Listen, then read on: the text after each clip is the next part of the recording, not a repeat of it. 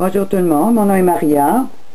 J'aimerais, pour faire suite à la série que j'ai faite sur le complot des Nations Unies contre la chrétienté, je vais commencer par vous rappeler quelques petits paragraphes que j'avais parlé dans l'étude, pour ensuite vous lire deux articles qui viennent de sortir ces derniers jours et qui nous confirment bien que le Serge Monas, dans son rapport, ne s'était pas trompé.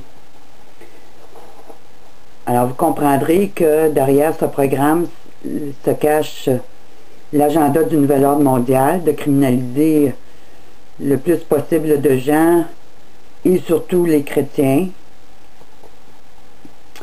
Alors je vais commencer avec à la page 7, je vous avais lu le premier rôle de l'antipape tel que planifié par les Illuminati en sera un de juge divin sur toute la chrétienté tel que l'empereur romain était en son temps le suprême maître divin de l'empire, tant religieux que politique. À la page 8, à travers d'autres recherches scientifiques, il a été maintes fois prouvé que personne ne peut être tenu responsable pour une personnalité qu'il n'a pas choisie. Il n'y a donc aucune raison pour que ces personnes infortunées ne soient pas forcées par tous les moyens possibles d'acquérir une nouvelle personnalité si leur ancienne est antisociale.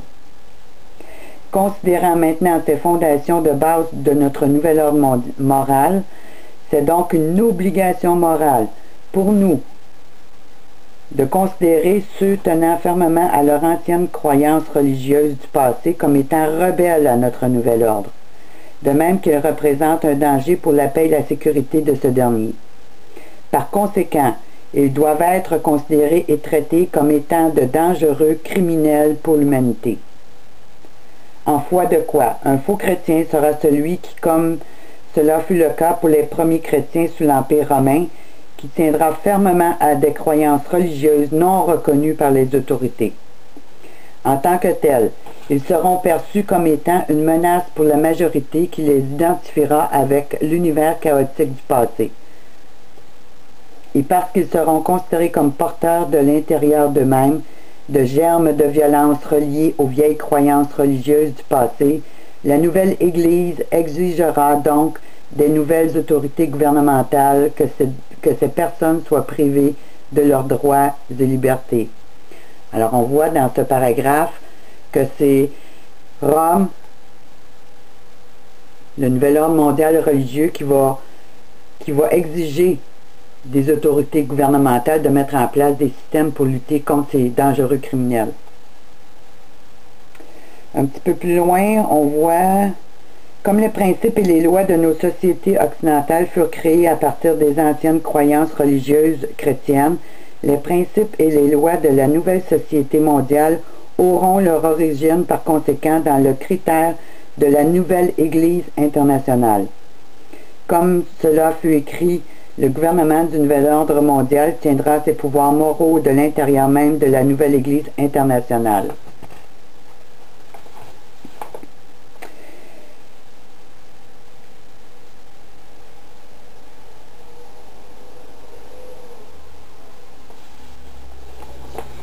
OK. Alors, laissez-moi maintenant vous lire deux articles qui ont sorti ces derniers jours. Il y en a un qui vient de la France. Psychiatrie, 10 000 signatures contre un projet de loi sécuritaire. Alors, mon ami Vic a donné comme commentaire: chers amis, parmi les innombrables ignominies qui sont en cours, on trouve la nouvelle ci-dessous. Un projet de loi adopté à la demande de Sarkozy. Notez bien qu'à présent, il suffit de la volonté d'une seule personne pour qu'une loi passe en France pour faire passer une loi. C'est ce qu'on appelle une dictature de fait. Prévoit en effet de pouvoir faire interner de force et contre leur gré des personnes souffrant ou soupçonnées de souffrir d'une maladie psychiatrique, de les détenir, de les soigner de force et de les traiter contre leur gré.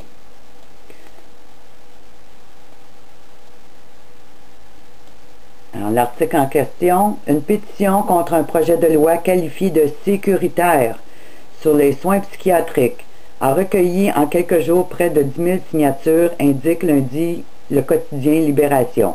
Cette pétition lancée par le collectif des 39 contre la nuit sécuritaire appelle à manifester le 15 mars devant l'Assemblée nationale, jour où les députés commenceront à débattre du projet de loi qui a été adopté le 26 janvier en Conseil des ministres. Le texte est signé par des personnalités comme Stéphane Hessel, Edgar Morin, des psychanalystes comme Jean Houry, Caroline Eliachev, Catherine Dolto ou Elisabeth Roudinesco et des hommes politiques PS,PC ouverts, des syndicalistes et des magistrats selon Libération. Le projet de loi adopté à la demande de Nicolas Sarkozy après le meurtre d'un étudiant à Grenoble par un malade mental en fuite en 2008 prévoit ainsi la possibilité de soigner des patients sous contrainte même quand ils ne sont pas hospitalisés. Alors, vous voyez, on se sert toujours d'une cause bien précise pour être capable de subtilement mettre en place un projet de loi qui n'a rien à voir avec la situation, la vraie situation, parce que quand une personne est malade, c'est celle-là qu'il faut s'occuper, pas le peuple en entier. Mais maintenant, on se sert d'une situation, puis ça se produit dans plusieurs domaines, pour mettre en place un projet de loi qui va criminaliser plein de monde. L'hospitalisation d'office est également remplacée par des soins sans le consentement sur décision du représentant d'État.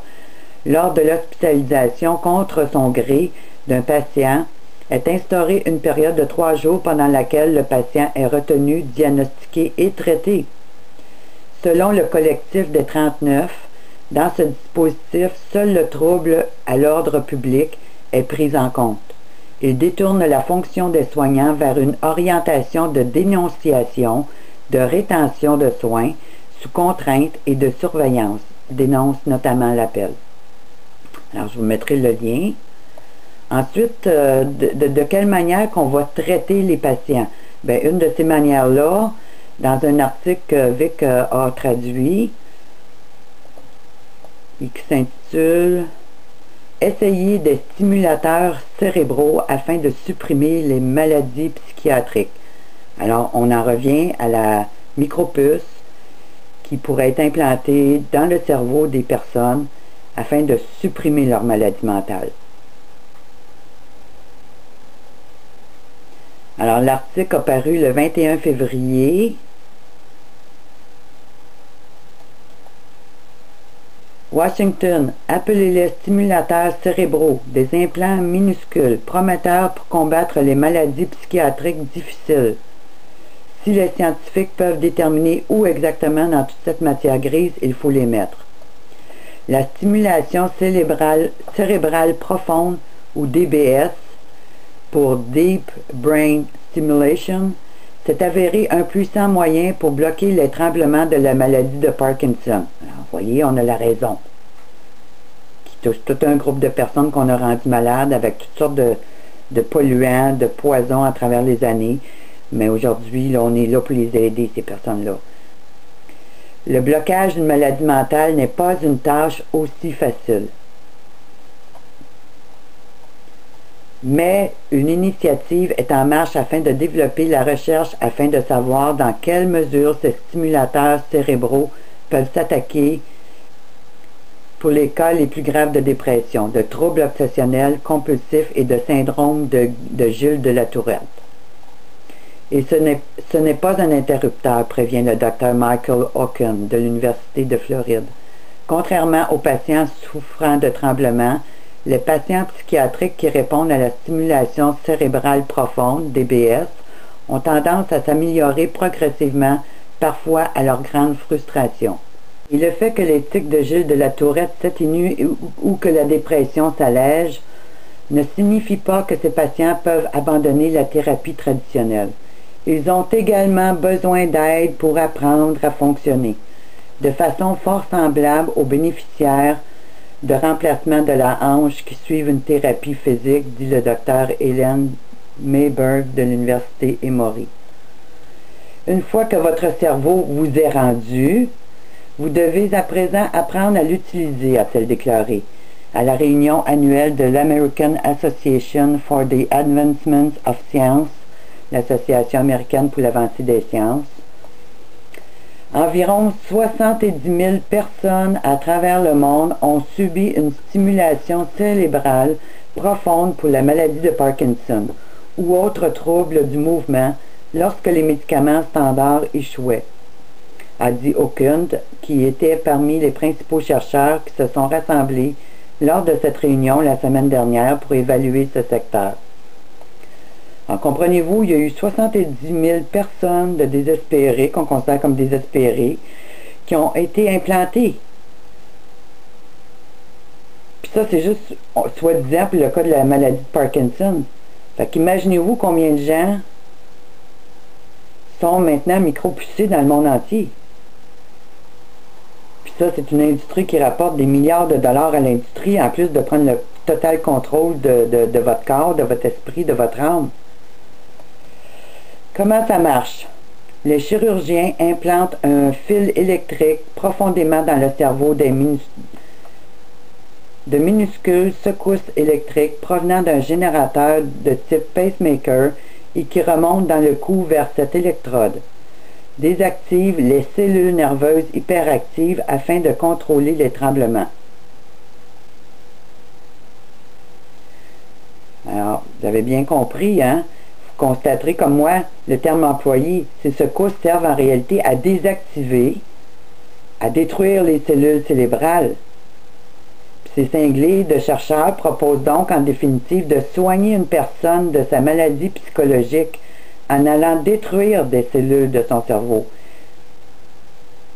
Alors, si on détruit vos cellules de votre cerveau, on va remplacer les informations qui sont dans votre cerveau par de nouvelles informations qui vont vous rendre conforme à la norme de la société telle qu'on l'a établie aujourd'hui.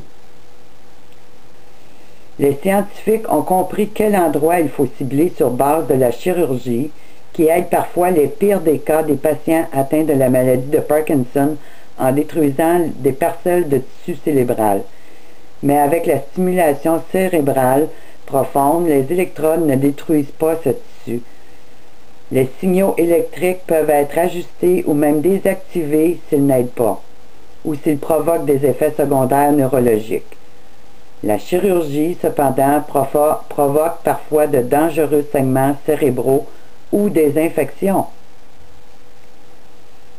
Alors, d'après ce qu'on nous dit, ces implants cérébraux, tout comme la chirurgie d'ailleurs, peuvent provoquer des effets secondaires neurologiques.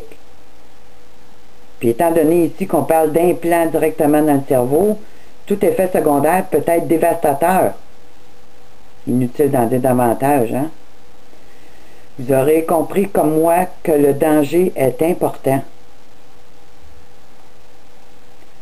Les maladies psychiatriques nécessitent une opération similaire, mais les chirurgiens doivent implanter l'électrode dans un endroit différent du cerveau. Et c'est là où le bas blesse. On ne sait pas quel est le meilleur endroit pour telle maladie psychiatrique. En fait, deux fabricants, qui s'appellent Medtronic et Saint-Jude Medical, ont commencé d'importantes études sur les effets que possède la stimulation cérébrale profonde sur la dépression. Chaque étude place l'implant dans une région différente sur base d'études pilotes prometteuses. Alors, vous pouvez voir que les humains là, sont en train de servir de cobayes. On fait des expériences sur les êtres humains, un peu comme les nazis le faisaient. Puis ils exploitent la détresse de certaines personnes malades pour justifier des expériences dignes de Frankenstein puis de Mengele. Ainsi, on place les implants dans différentes parties du cerveau, puis on observe les effets ou les dégâts. Alors, pouvez-vous comprendre qu'est-ce qui se prend en place, là? Et la Food and Drug Administration, qui s'occupe du secteur médical et alimentaire aux États-Unis, a approuvé en 2009 la version de Medtronic pour un petit groupe de patients atteints de troubles obsessionnels compulsifs et qu'ils n'obtiennent aucun soulagement via les traitements d'aujourd'hui. Sous un programme spécial qui laisse vendre des dispositifs pour maladies rares, avant qu'il n'y ait une preuve définitive que ceux-ci fonctionnent. Le docteur Joseph Fins, médecin-chef d'éthique au New York Presbyterian Hospital, s'inquiète de ce que cela pourrait saper les efforts visant à obtenir une telle preuve.